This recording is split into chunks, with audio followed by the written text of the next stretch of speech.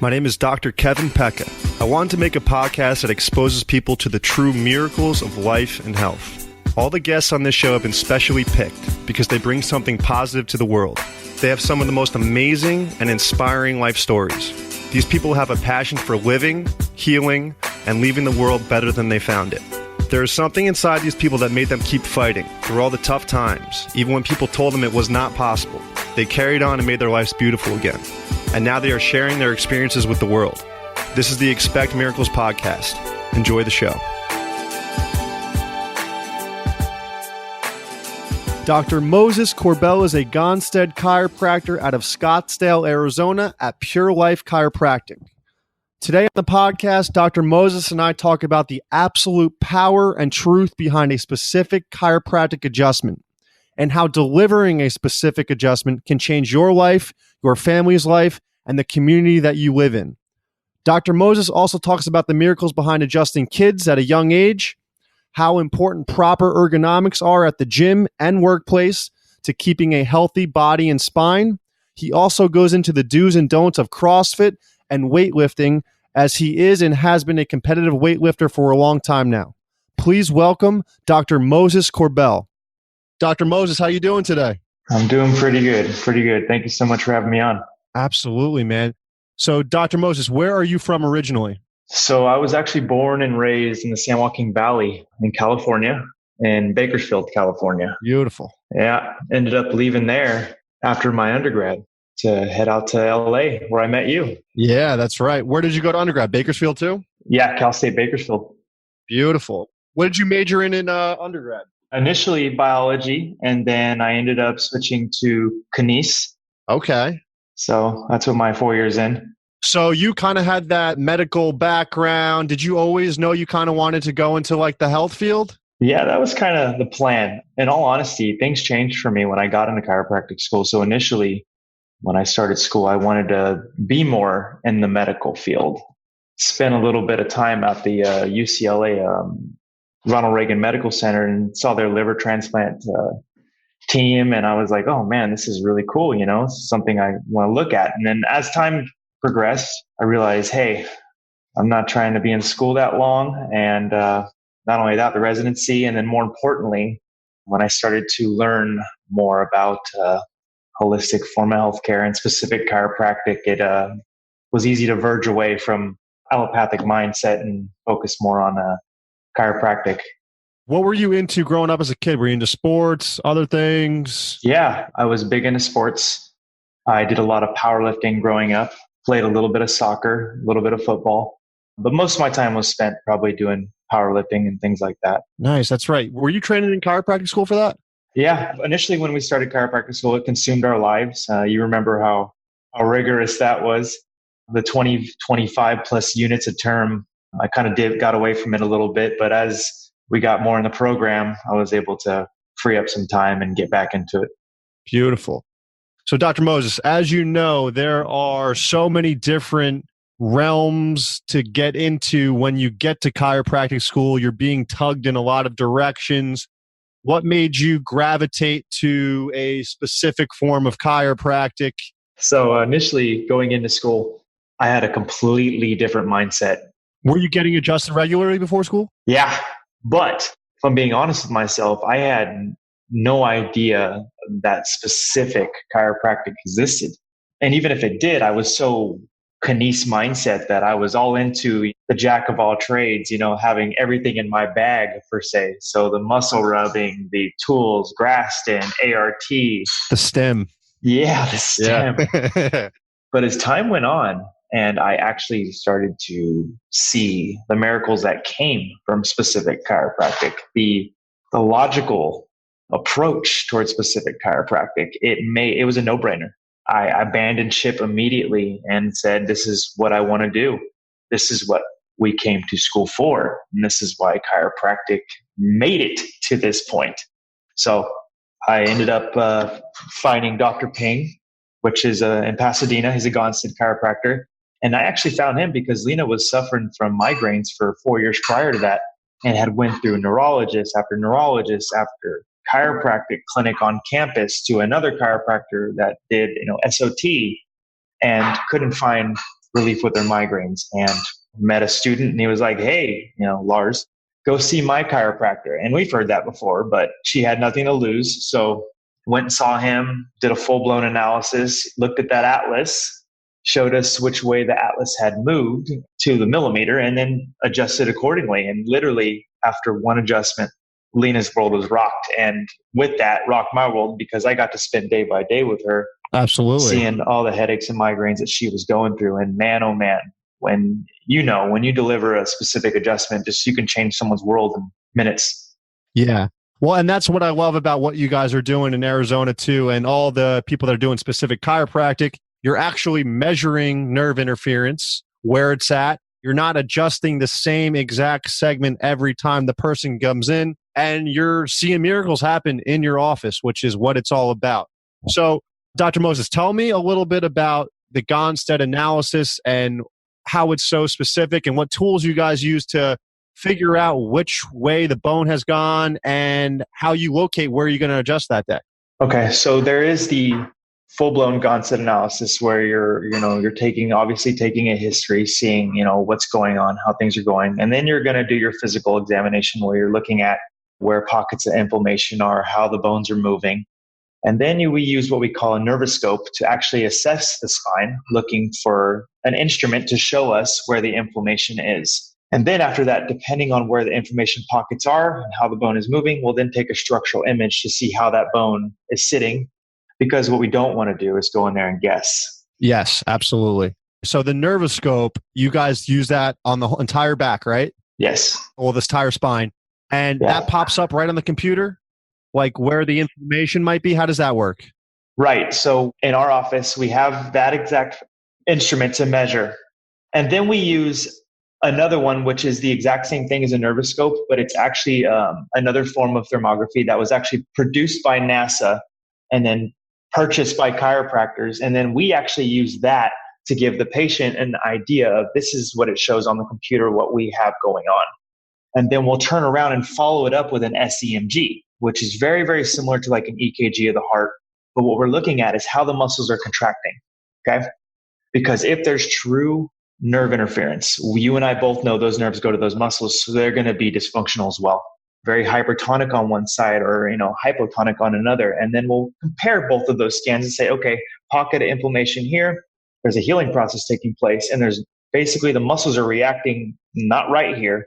And then we'll take the structural image to see how it's sitting. And then with that, once you have the imaging, you'll do your analysis. You'll measure out the pelvis. You'll measure out, how far the bones have slid in which direction. And then we'll do the same thing with Atlas.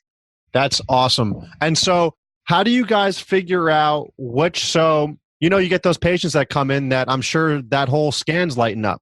So how do you figure out where you're going to adjust that day? And I know every case is different, but how do you use that analysis to really hone in on what you're doing that day? Because I'm sure, do you guys adjust everything that day, or do you kind of see how that person does? So we kind of see how that person does. And let's say we do our full-blown analysis and we have a base of the amount of inflammation that's in that individual's spine or how their muscles are contracting. So we take that base and we keep it from day one. And then as we go through care, we want to remeasure from the initial base. Now, from that first adjustment, what we end up doing is we get our base, they come in the room, we scan them with our nervoscope. We're looking for those heat pockets. We mark where those are. And then we start to make a decision. So let's say I have two bones in the cervical spine that I need to move. One of them being C7, because that's typically pretty common for those individuals that end up having that forward head carriage, or T1. And maybe they have something at the atlas that we see. I have to then make a decision depending on the individual symptoms and how that scan came out, which bone I'm going to move today. It's not typical that I'm going to move both of those bones just because I won't know what got them better, what got them worse. Then what we'll end up doing is we'll turn around and we'll rescan or rescope. And then I'll wait for their feedback when I call them the next day. So I'll put how they're functioning, how they're feeling together, and then we'll decide if we're going to stay on that track or if we're going to verge away. And as we go through care, you and I both know that things are going to get better. They're going to start to line up. So things change. There may be a time an individual comes in, that bone is staying put. I want to leave it alone because that's our job, is to get it to a position to where it stays there. So important. Yeah. Yeah. Knowing when to stop is probably one of the best things to do in chiropractic. So I'm sure you do have patients that come in, which you don't see in a lot of chiropractic offices. You'll come in, we're like, listen, I'm not touching your neck today because it's in place. It's fine. We're going to leave that alone. Maybe we'll look elsewhere. Definitely. And depending on where that person's coming from, if it's from the normal population, they love it. They're like, oh my gosh, okay, this is staying there. I feel great. It's functioning great. And they're showing me proof of it. But then you get, let's say, an athlete or a CrossFitter or a power lifter, and they're like, well, I needed to move. I needed to move. Moses, I'm glad you brought that up. I wanted to bring that up with you for someone that actually is in the field of powerlifting and you do CrossFit. You have a lot of people, doctors, trainers that are like, what are you doing CrossFit? That is so bad for you. That's awful for you. Like, you're going to hurt yourself. How do you feel about that as somebody that actually does that, somebody that has a medical background and an exercise science background? So I usually tell the patient a couple things when they come in and they're, deciding to make that life change by joining something pretty rough. And it's just like anything else, gymnastics, football. If you decide to make the decision to go into sports or athletics to where it's pretty compressive on the spine and the body, you need to make a decision to choose to invest into things that are going to help you recover. Chiropractic, yoga, things like that, nutrition. You can't just do these things and expect your body and spine to be perfect. So we have that conversation. And I usually tell them, when you're looking for a CrossFit gym, and you want to make sure you look for one that is going to be very, very focused on keeping that spine neutral, making sure they don't put it in positions that are going to be too vulnerable. Obviously, you're going to be taking your body to another limit. So getting checked regularly is highly important. You do not want to go long through these sports and ignore things just because you're strong or tough, because they're going to build up. Out of anybody, people that are most active should be checked more. Are these gyms, well, I know you can't speak for all of them, but are they stressing form? Are they stressing how important it is? No, not all of them. When we moved out here, I went to about probably 3 or 4 gyms and kind of, felt them out and saw how they were. And I usually look for a USAW certification, so United States Weightlifting certification, because let's be honest, anyone can get a typical CrossFit certification, but you'll know when you got the coach literally going through every movement very slowly, or individuals who can't do the movements, they're modifying them so that they're not hurting themselves. That's extremely important to me. And I usually will push that over into the patient and be like, hey, this is what you need to look for. Or I'll even have them show me in the office. Right. I was going to ask you, do you show them proper form and everything? Oh, yeah. I typically don't go out of my way to show them proper form, but let's say they're having something wrong in their pelvis. I'll ask them what they're doing in the gym, and then I'll ask them to show me, because then I can probably get some pretty good information on how they're moving and what could be the culprit to what's causing their issues. Now, we were talking about like holding before, the adjustments, and holding is healing. How long do you tell your patients, if they're doing something like very physical, do you tell them to hold off for like 24 hours? Do you have any problem with them going right from you to the gym? Do you think that affects the holding? I do think it affects. Now, our job as chiropractors, in my opinion, is to get each individual into a position to where they consistently can do the things they love as much as they love, but there's always a fine line. Right. Obviously, if they're a super acute and flared up and they're trying to run and go deadlift 400 pounds, we might want to stop that for a little bit till we stabilize out. But most people, I tell them, look, don't stop doing what you're doing. Keep doing what you're doing. Let's get you to a point to where my job is to get you to consistently do what you love. Yeah, it would be easier for me to get you better when you're living in a bubble and not doing anything. But let's get you better while you're doing the things you love. But of course, watch your form, watch the way you're moving. And then let's start making life changes to where we can consistently get these things to hold. Absolutely. Because a lot of people, you'll adjust or they'll come from another office like, yeah, they adjusted me. They told me not to do anything. And like they keep not doing anything. And it's like, well, you got to live your life at some point. So that must be frustrating for some people. But I also wanted to talk about the dynamic you have in your office, because you have another amazing doctor with you, Dr. Lena. How does that work with you guys? Do you specialize more in one thing, and does she take care of another? How does that dynamic work? Because it must be nice having 2 doctors in the same practice. Oh, it's fantastic. And it takes a lot of weight off my shoulders. So out here in Scottsdale, we see a pretty big population of kiddos, a lot of young ones from birth all the way up. A lot of kids with autism, ADD, ADHD, and we're lucky to serve that population because they just fill this office up with happiness. They're running around, jumping around. They need it more than anybody. Oh, yeah. And if you start them young, man, they will be in such a better place when they're older. A lot of people have no idea that you could bring a kid to a chiropractor. It blows their mind. It's of course you can. I know.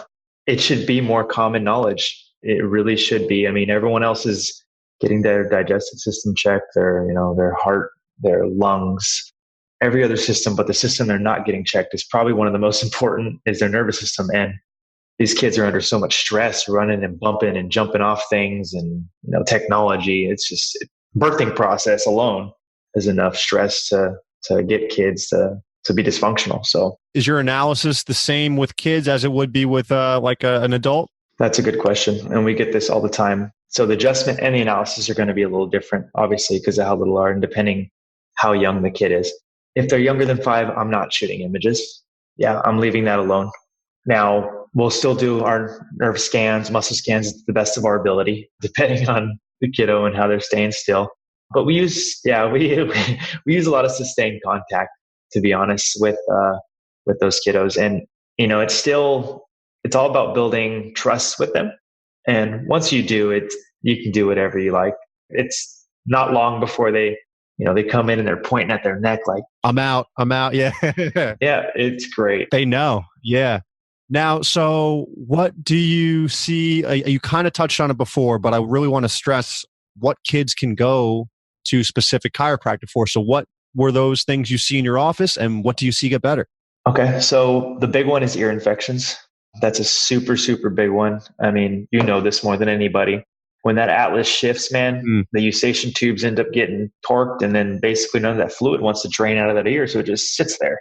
Once you free that up, you can actually get to the root cause of the condition instead of throwing antibiotics at it and then tubes and all that kind of stuff. But colic is a big one. Sacrum issues, so constipation, bedwetting. Yes, bedwetting's big.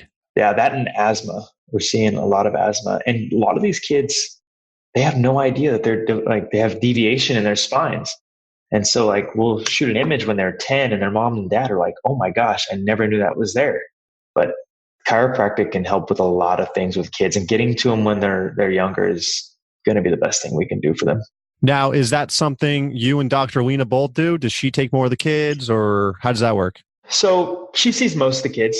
She does a lot more of the pregnant moms, the kiddos, and I have a couple autistic kids under my belt that I enjoy seeing. So, but the rest of the population I kind of see, and then she sees the kiddos and the pregnant moms. Yeah. So what do you see get better with the autistic kids? I remember I raised my hand one time at chiropractic school and I asked something about autism, can chiropractic help autism or something? And the teacher's like, what are you going to adjust the autism out of them? And it's like, come on. So what would your response be to that, seeing that in your office these days? Okay. So with kids like that, the goal is never to cure the condition that they have going on, but the goal is to get them to be able to focus more, to communicate more. When the brain can send its message down the spine and out these nerves to every organ, cell, or tissue in the body, it is better off than if there was something that was distorting that sound. Especially with that population.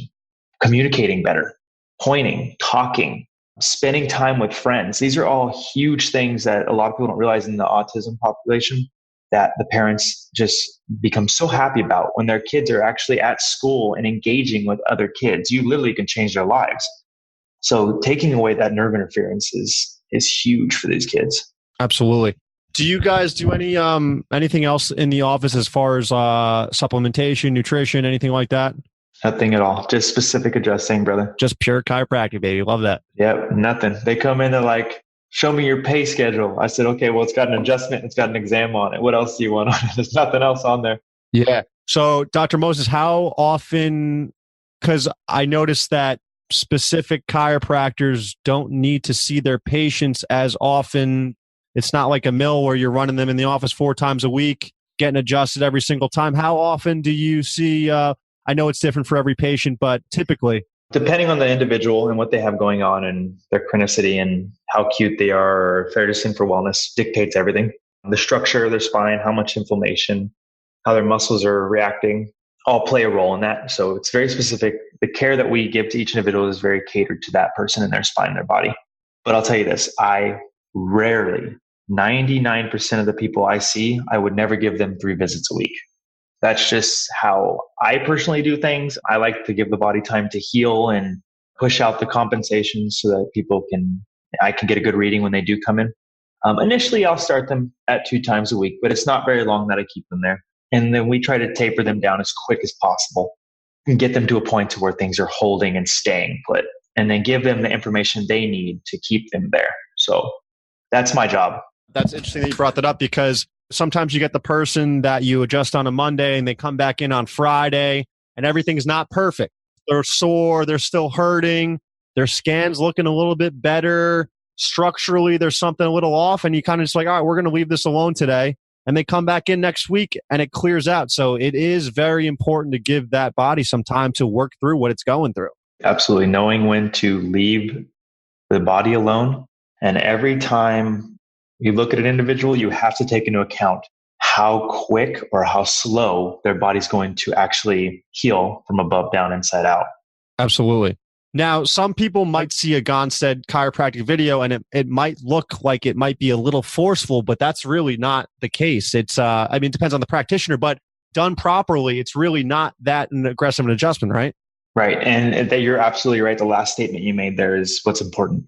And depending on who you learned under and how you learned, I think dictates a lot of that. This is just my opinion. It shouldn't hurt. It should never hurt. Now, if you're acute, what's going to hurt is the acute pain, but what shouldn't hurt is the adjustment, if that makes sense. Absolutely. I personally pride myself on how light my hands are. And maybe that's because I got to practice on Dr. Lena, and that was super beneficial for me in school. So I don't think any adjustment should be too forceful, because if you had to force a bone into a position, and maybe that bone didn't need to be moved. Yeah. Do you think speed plays a factor? Absolutely. Hell yeah. Speed's way more important than strength, brother. Yeah. That's why we see in the Gonstead world, it's usually females will get their adjustments before the male does, because they have more, more grace and a little bit more speed, and they're more relaxed. And us guys are like, trying to force things. So speed is 100% more important in my opinion. Now, is there a referral network for Gonstead? Is there somewhere somebody can go? Because obviously everybody doesn't have a specific chiropractor in their neighborhood. Yeah, there's a Gonstead website and Gonstead Seminars website where you can actually search for Gonstead chiropractors in your area. Now, what I tell people is typically the only thing you need to look for is if they use a nervoscope or anything to read the spine, because anybody could get on those websites, unfortunately. So looking for that, getting on their website and checking to see what they do. And if they're over here, showing E-stem or cold laser or all this other stuff, they may not be 100% Gonstead. They might be claiming that they're using some Gonstead or some upper cervical, because that we go back to that, jack of all trades, but master of nothing. Yeah, absolutely. There's people that claim they're doing upper cervical. There's people that are claiming they're doing Gonstead. I had somebody call me the other day and they're like, I'm taking over a Blair practice. What do you think? I was like, well, what's their x-ray machine look like? They're like, oh, they don't have one. I was like, well, what's like, do they have like a toggle table? Like, no, they're just doing rotary brakes. I was like, well, that's not what we do. So it is important for people to know exactly what you do. And that's why I had you on here, and just to lay it all out. And yeah, I typically tell people if they have any questions, and because it does a disservice to what I do and what you do, I usually tell them, shoot me an email and I'll look for you. Like I would much rather take a glance and pick and point out what you should be looking for, opposed to them just going into it blindly, because I would hate for them to have a bad experience. More importantly, walk into a chiropractic office and just get the care that they don't need, or something that may not do well for them. And Dr. Moses, what was it like opening up a new practice for you as a new doctor? How was that transition? Oh my gosh, that's a loaded question. So it's a lot, but it's very beautiful. Yeah, I didn't know anybody before moving out here. We literally just picked up, chose a location, chose a city, chose a state, and moved out here. We initially moved out here in January 2017, and we're like, oh, we're going to open up in May. Yeah. Oh, gosh, were we wrong? First and foremost, getting financing was by far one of the hardest things. And I already knew that I was not going to work for anybody because I would have to do what they wanted. And maybe it's just me, but I feel like I'm doing a disservice or even worse to a patient by going in there and just doing the flying seven on everyone. It's just, if an adjustment can help someone, it can certainly hurt someone. But that's a different story. I went to about 49 banks and 48 of them denied me, and finally found one that was like, we'll give it a shot. Yeah. Yeah. But that was hell, walking into these banks, and then some laugh at you. Some of them are like, oh, fuck, you need to just buy this person's practice.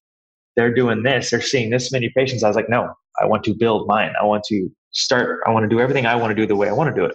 But found somebody, and they sewed into me and basically gave me the small business loan that I was looking for. And we opened up in October 2017, the 31st. So like Halloween.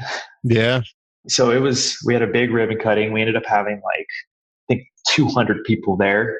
So that was pretty cool. I'm showing them the office, giving them tours of the office. And then 100 people ended up signing up to come in for their appointments that first like 2 weeks, man. Yeah, it was a cool thing. But I mean, we definitely are extremely blessed to be where we're at, but we fought for it. That's for damn sure. Absolutely. You didn't take no for an answer. No, no way. There was no other option in my opinion. Absolutely. So I've pretty much asked you every question I wanted to ask you. Do you have anything you'd like to add to anything about chiropractic, anything, life in general? Well, I mean, I guess with chiropractic, my hope is that it continues to get better. My fear is when I look around the world and look at, other countries and other cities and other states and what the schools are putting out, it is scary. It's a dying profession. Unfortunately, I do think the schools are pushing the more medical model. If I had to say anyone, all the students out there, if anyone is listening, people want it. People want principled chiropractic care. Never think you can't get by with just an adjustment. That is a hoax. That is a lie. We've been told that in school. You can get by with it. And more importantly, you can have some of the most amazing, amazing results. I literally had, real quick, a story about a couple that couldn't get pregnant for 4 years. Both of them had the hormone tests, both went to a doctor, fertility clinic, and they're like told, no, you guys are perfect. We just don't know what's going on. We're going to have to basically implant, right? I was like, they came to my office. I was like, let's try and see what can happen here. I kid you not, 4 months under care. She's now pregnant, and literally in the next month, she's supposed to have her baby. So you don't have to say it's chiropractic. You don't have to exactly, but no nerve interference. Your body's going to heal and do what it needs to do. And now they're about to have their first beautiful baby girl. And if that's one thing I have all year, that's worth it. So yeah, I just asked that they name their child Moses. That's all I asked, I just kidding. But yeah, man, keep fighting, and you doing things like this by getting, principal docs on here, like Dr. Kwan out there. And it's such a great thing. Well, I mean, we were talking about it before, spreading the good word, because people aren't only just getting the information off of a drug commercial anymore. You have these platforms, you can do your own research on the internet. And you're right, the chiropractic profession is a dying profession, but in a way, it's actually the good specific adjustments. Those offices are busy, man. They're cranking because people want it. That's the problem. There are chiropractic offices that are absolutely thriving, giving like solid specific adjustments. And the people that aren't doing that are suffering. The chiropractors that aren't giving specific adjustments they're suffering. It's sad because they have the power to deliver a specific adjustment. I just don't know what they're doing. That's unfortunately, they're being sold lies, man. Going into school, they're getting this big old shackle attached to their leg, telling them, hey, you got to go work for the joint when you get out. And I'm nothing against individuals who work for the joint, but I get most of my patients from the joint. Let me just tell you that. So. Well, and what I like about your story too is you saw a vision. You saw where you wanted it to go, and you didn't settle. You didn't take no for an answer. And I know that wasn't in 49 banks, dude. Like, come on. Like, most people would say, all right, no one's going to give me money after 2. Like, you got to keep going. Yeah. When you see the true power of principled chiropractic, and if you're in the chiropractic world. It's no brainer, bro. It's no brainer. I just saw a girl like Lena have migraines for 4 years. And I'm talking 6 doctors from different professions, our own school, have no idea how to help her. And principled chiropractor found it one time, sets the bone, boom, no headaches. It's just, when you see that, it's easy to go to 49 banks. And that right there changes the entire dynamic of relationships, families. It makes, you deliver a specific chiropractic adjustment to one person that's suffering. You're making that person a better person. You're making the relationships you have with them better. You're affecting, when it comes down to it, potentially an entire community by fixing one person at a time, which is what it's all about. Dr. Moses, I usually ask this question to all my guests at the end of every show.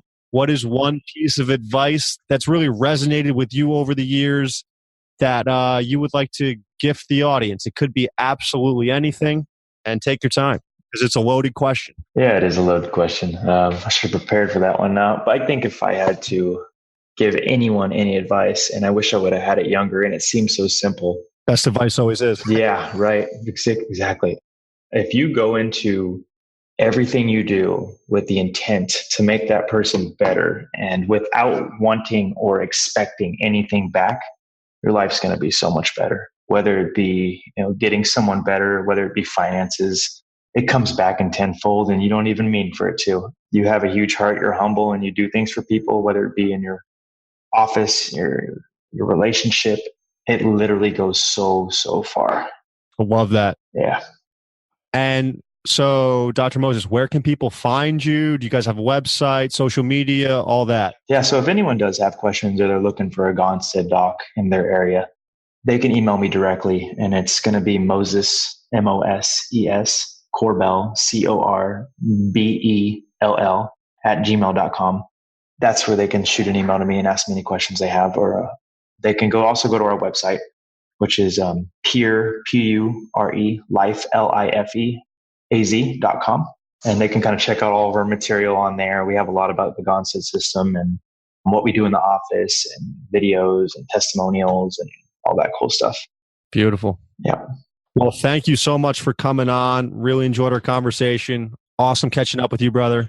And I'll talk to you soon, all right? Sounds good. All right, man. Thank you, everyone, for listening. If you enjoy the podcast, subscribe, give us 5 stars, and leave a review. It really helps boost the podcast and spread the good word. My chiropractic practice is located in West Orange, New Jersey at Montclair Upper Cervical Chiropractic. You can also find us on Facebook at Montclair Upper Cervical Chiropractic. All of my information is on my website at drkevinpecca.com, drkevinpecca.com. You can subscribe to my YouTube channel at Dr. Kevin Pecca for podcast episodes, patient testimonials, and educational videos. I have daily affirmations and inspirational quotes on Instagram at Easel Affirmations, EASEL Affirmations. And if you have any questions, feel free to email me at drkevinpecca@gmail.com, drkevinpecca@gmail.com. Thank you, everyone, and have a great day. Cheers.